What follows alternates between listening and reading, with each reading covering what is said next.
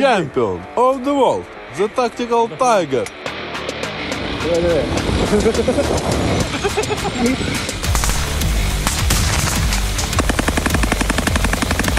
Там вклали, мабуть, блядь, чоловік 50 за пару днів.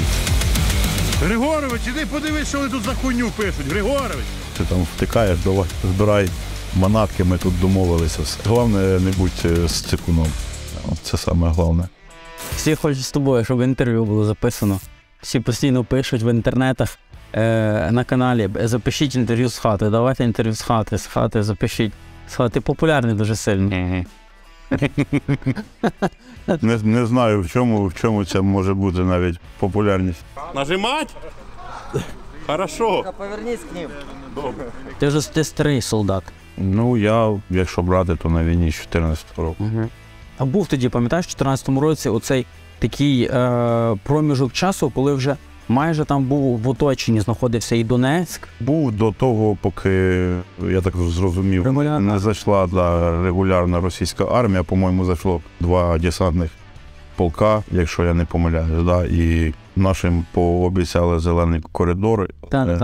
Як то кажуть, по зеленому коридору ніхера не вийшло. І танки просто, блядь, там з 500 метрів розстрілювали наші колони, які виходили з-під Іловайська. Оце саме такий, мабуть, був переломний момент. Можливо, навіть це чисто моє предположення. Там були в нас, я думаю, зрадники у вищих чинах, які цьому всьому поспособствували на той момент. Був в числі тих, хто казав, що от Росія точно нападе? Чи ти все ж таки був в числі тих, хто казав, що та я не думаю, вона може там... Ну, як тобі сказати, я звільнився з військової служби у 2020 році, так і до повномасштабного вторгнення, там 1,5 року, тих там трошки і побудь вдома, і попрацювати. Взагалі про це не думав, але от буквально за місяць там хтось там щось сказав, хтось ще щось. Але я думав, що це буде, скоріше всього, наступ там з Донецької області, ну, в Луганській області, а то, що це буде настільки масштабно там зі штурмом Києва, що вони там будуть заходити. Як все почалося, я приїхав додому, зібрав речі і поїхав до пацанів своїх. На початку війни метод нашої боротьби називався високотехнологічною партизанщиною. Можна називати цю війну високотехнологічною, тому що по великому рахунку все вертається до якогось масштабів і взагалі методів Першої світової війни і Другої світової війни.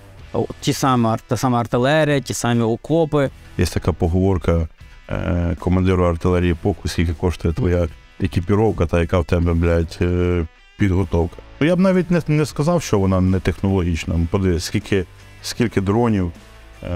Зараз майже там в кожному відділенні є ті самі тепловізори. Майже там через одного, в кожного третього бійця є ПНВ, прибамбаси, приціли і все таке. Я б не назвав це низькотехнологічним. Потрібно, щоб хоча б у нас було однаково артилерії, як і в них. А зараз ми маємо там 1 до 3. Це хоча б артилерії, так? І те ж саме з бронетанковими військами, те ж саме там з ПВО і всім іншим. Поки в нас не буде цього хоча б порівну по озброєнню, я не знаю. Це буде затягнуто набагато більше часу. Будемо стріляв. Чому вибрав саме Азов? Розкажи про свій бойовий шлях до повномасштабного вторгнення.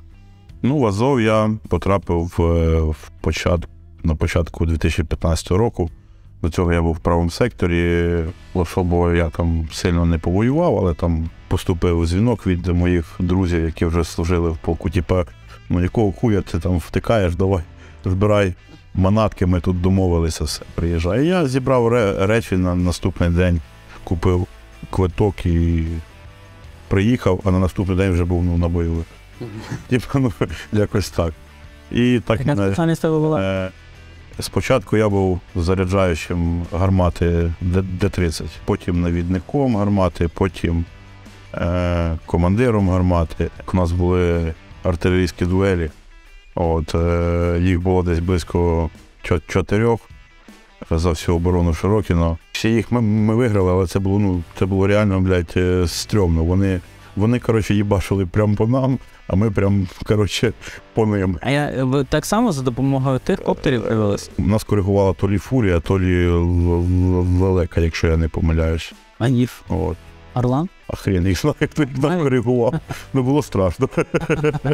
Десь, по-моєму, 17-му я перевівся новостворений тоді зенітно-ракетний дивізіон. У мене була спеціальність стрілець-зенітник.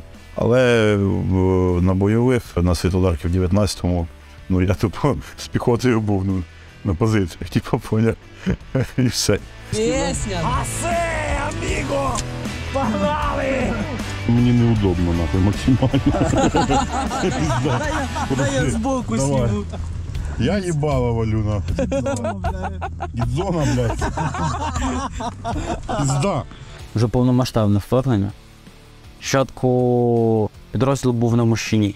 В Мощині було, блядь, ну, я тоді був, чесно скажу, я був охуєвший, тому що, ну, те, що було там, і те, що було в Мощині, це взагалі дві різні речі, типа, все буває вперше по тобі стріляє, блядь, вертушка, вперше по тобі, блядь, скидує літак, авіабомби, і ти такий, єбать, це що таке, нахуй, я в рот, що тут происходит, пацани?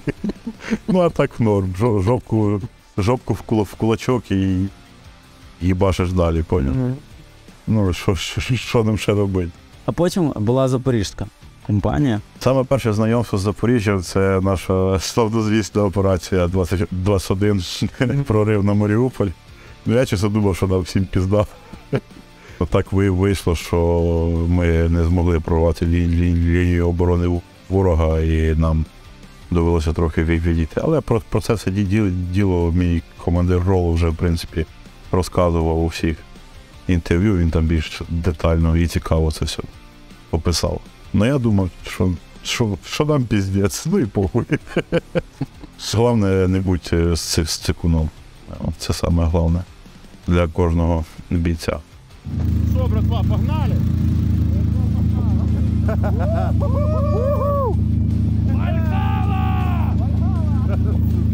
Розкажи про свій останній бойовий досвід, що найбільше згадуєш, і що би ти особисто зробив по-іншому. Ну, останній мій бойовий досвід – це був виїзд нашого підрозділу на Бахмутське направлення. Я в основному був на командному пункті і займався координацією в деякій мірі управління своїм підрозділом. Масивність артилерії, яка в них там присутня, постійні обстріли, які не зупиняються майже ніколи, і закидування наших позицій так званим м'ясом, тому що, ну, із того, що розказували мої хлопці, які непосередньо були на позиціях, ну, це просто отакі ешелоніровані атаки, блин, як в першій, в другій світовій, коротше, толпою по 30 чоловік, блядь, в повний рост. Ну, блін, це просто повний капець. В них тупо ніколи, ну, в них, блядь, не закінчуються люди, і їм на своїх солдат якось, вони за них не сильно переживають і женуть їх просто, ну, навіть не як військових, а просто як, ну, звичайно, толпу, табун, блін, на кулемети, на міномети, на артилерію. Ну, блядь, у нас у пацанів, у наших стояло 2 кулемета Браунінга на позиції. І тупо на них тупо перли, ну, я не знаю, вони там вклали, напевно, блядь, ну, чоловік 50 за пару днів.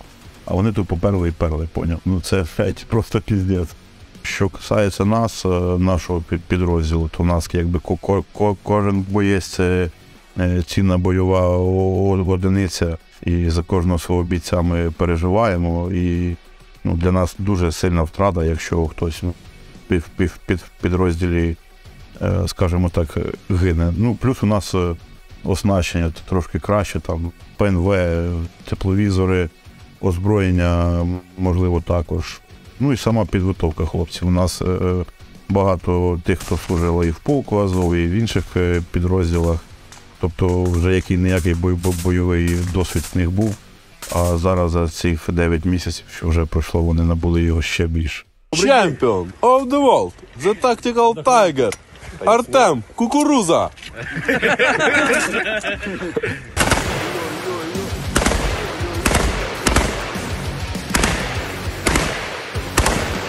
Взагалі думав, що це така, знаєш, як наша пропаганда про це, то що вони трупами завалюють. Ну, А там реально. скажу, ну, так було десь в перші 3 дні.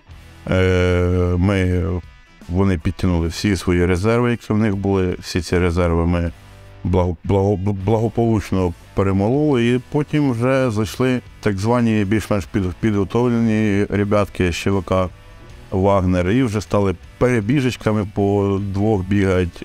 Снайпер у них вийшов, коригувальник, дрончики вони підняли, ну все як має бути. Але і все рівно ми втримали позиції, давали їм гідну відсіч, та ну, втрати в них не менше, ніж в тих ребят, які були за пару днів до цього. Навіть з відео з нашого коптеру, там є на відео траншея, де просто штабелями вони валяються один на одному, а збоку там біля виходу з окопа 2 тіпочка просто стоять і курять, про щось спілкуються. Або, наприклад, як вони йдуть в атаку і просто тупо повзуть по своїх же вбитках. Ну, блін, я вважаю, що це ні в які правила ведення бою та війни не вкладається. Просто ми не можемо так, як вони, тому що в нас немає такого людського ресурсу, та й це було б дуже тупо класти незрозуміло на що таку кількість людей і воїнів. Там ще був випадок, що в окопі було 9 трупів, приїхала машина, десантувала ще 9 людей, і вони стали в той окоп. Да, було й таке. Та взагалі там, блядь, дохуя чого такого, з якого я просто завалив їбало. Ну, такого я ще не бачив за скільки років служби і участі в конфлікті цього. Ну, саме нехтування людським життям у підерів. Взагалі пофіг. Взагалі пофіг на людей. На цьому напрямку діє Вагнер. Як би ти його характеризував? Навіть в ідеологічному плані, в плані того, як вони військово діють? Більш-менш воювати вони вміють все-таки. Тобто, навіть з тим рівнем підготовки, який в них є. Я думаю, там є підрозділи, в яких доволі непоганий рівень підготовки. Тим більше там, учитуючи їхні конфлікти в Сирії, там, де вони були. Але в них мало честі, як вони відносяться до бійців своїх, це не робить їм багато честі. На самом деле, як я можу відноситись до Вагнера? Для мене це ворог і все. Підари. Можна так сказати. В прямому і в переносному смислі. І в них дуже великі резерви. Так, тратяться набої, тратяться вогневі средства, тратяться ті самі навіть акумулятори у коптерів, які постійно перезаряджати. Все уходить. А потім заходять більш такі обознані ребятки, які вже пробують щось там. Які теж втрачаються. Які теж втрачаються. Теж в нормальній, в достатньой кількості, але і розумієш, і спецами воювати легше, як казав мій командир роти, бо спеці теж хочуть жити. Поняв? От така примерно хуйня, братан.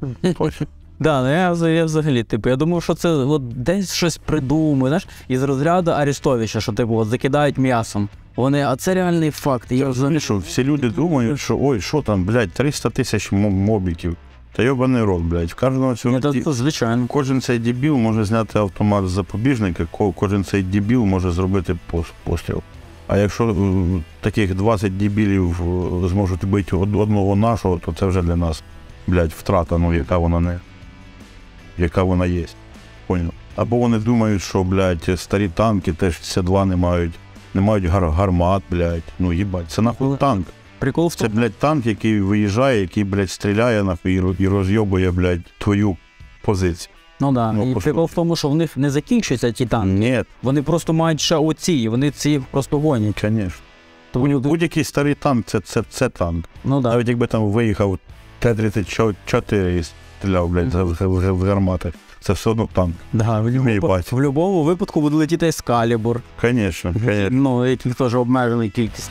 Почта прийшла. Тут вчора ждав почту, заїбали, сука, опаздывать. Що за хуйня? Укропы уходят, на, читай. Укропи уходять? Да. Нові кораблі для флота держави. О, порядок. Григорович, іди подивись, що вони тут за хуйню пишуть. Григорович. Давай тепер поговоримо про велике, Про що?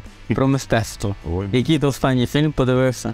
Ну, якщо брати, Порадив. який би я би порадив подивитися фільм «Падіння чорного яструба». Він мені дуже подобається. І ще є дуже непоганий фільм український, називається «Червоний».